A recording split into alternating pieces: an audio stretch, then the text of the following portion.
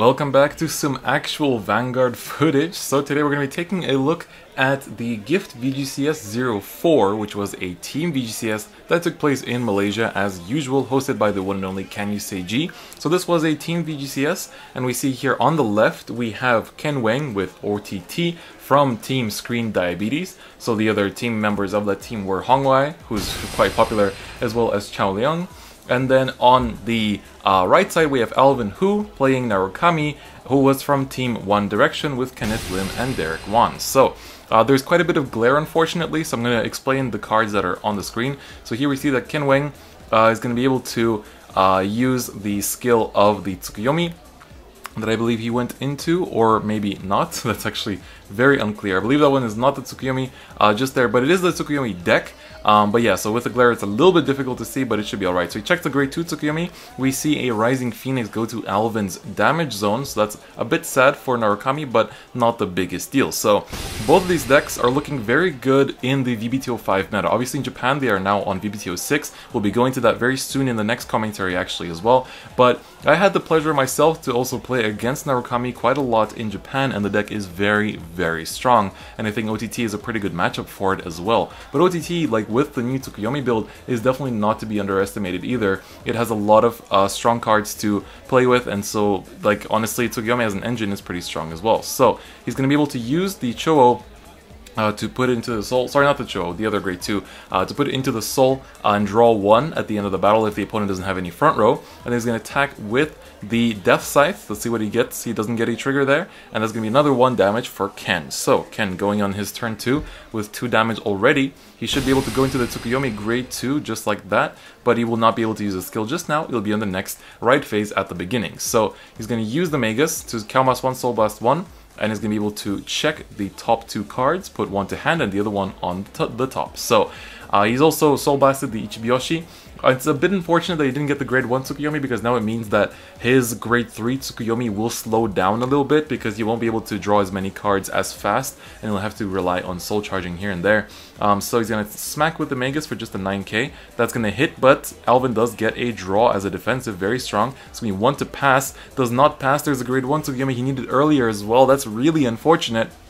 But here, we're going to see that Alvin going into the Gauntlet Buster, going for the Axle 2 as well, lets him draw an extra card. So Gauntlet Buster here is going to be pretty strong, because he can use any other skill basically to retire the opponent's front row, and then Gauntlet Buster will gain a plus 10k as well as an extra 2 crit. So he calls down the Cho on the Axle 2. Very common move overall, because most players I've noticed do call him to the Axle 2 just to be able to smack with him and then restand him once the front row is empty. So now the Gauntlet Buster does get the extra power buff and the extra crit to boot. So this front row is looking pretty mighty, pretty scary. The Death Scythe as well is fully powered up. So here he's smacking with a Cho for just a 14 if I'm not mistaken, which still hits for a magic number, because, well, Ken is sitting on a 9k Tsukuyomi.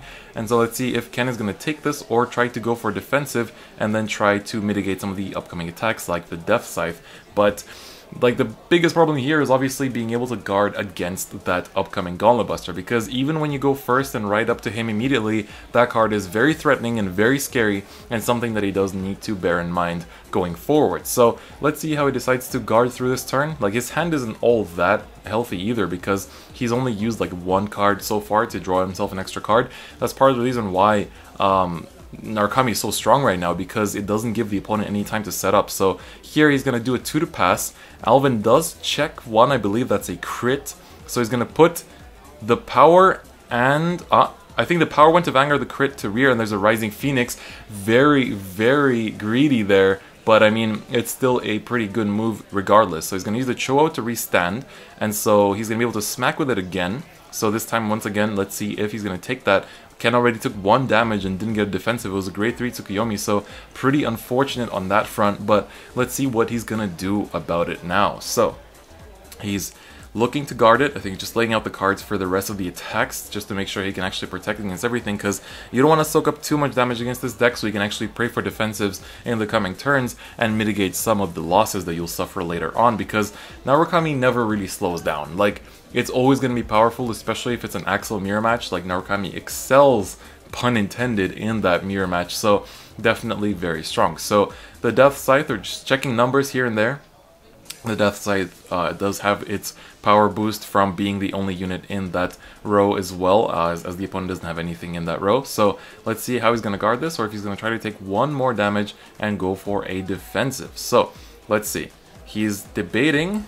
So he's gonna guard, and here I need to also explain that there was the power, well, not power outage, but the camera actually went out on that turn that you saw right there. So we see that Ken actually did take quite a bit of damage, so he went up to 5 if I'm not mistaken, and so the camera cut twice there, but Ken did use the grade 2 Tsukuyomi to find a grade 3 Tsukuyomi, and so he was able to discard it and ride up, and so now he's using the Magus once again to Counterblast 1, Soul Blast 1, he Soul Blasted the non-Tsukuyomi and drew 1 and put the rest on the top. So like I said here again, Tsukuyomi grade 3 isn't able to do much right now because he only has 1 Tsukuyomi in the soul. You know, this card really goes off much better when you have more and more and more, but at least he has a Protect now to deal with the Gauntlet Buster, because, I mean, Gauntlet Buster doesn't have any guard restrict, but we see that Ken is just going to smack at rear. He does not want to give Alvin the extra damage, just keep him at 2 and try to mitigate some of the plays he can make, because at least this way he won't be, you know, pressuring him too much. But again,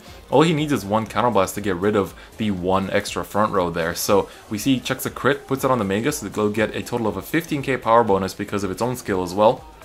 So he's going to be smacking for a 24k attack. I'm pretty sure he's probably going to just hit a rear guard as well. I think there's no real point to put Alvin to 4 damage, just because even if he's on 4, like, you didn't necessarily bring him that much closer to defeat, and so, like, I think it's more important to take out some of the really scary targets like Cho here, or yeah, just go for the rear guard there. You know, even though it does have a crit, I think it's worth to try and take out the rears, you know, take away some of the advantage that Alvin has, but he's looking to guard. He has a Rising Phoenix in hand. He definitely wants that to go to the drop so he can put it back on the field with some extra power the next turn. So let's see how Alvin chooses to respond here. He might even be able to close it out. He just drops 2 Rising Phoenixes. That is very, very good for him, because he'll be able to call both of those. He could choose to attack with something unboosted even, or yeah, just make an Axel 2 once again, draw an extra card. Now he can just bind the Magus and then call both of those Rising Phoenixes. So he chooses not to. He's going to call another Cho there, actually, I believe.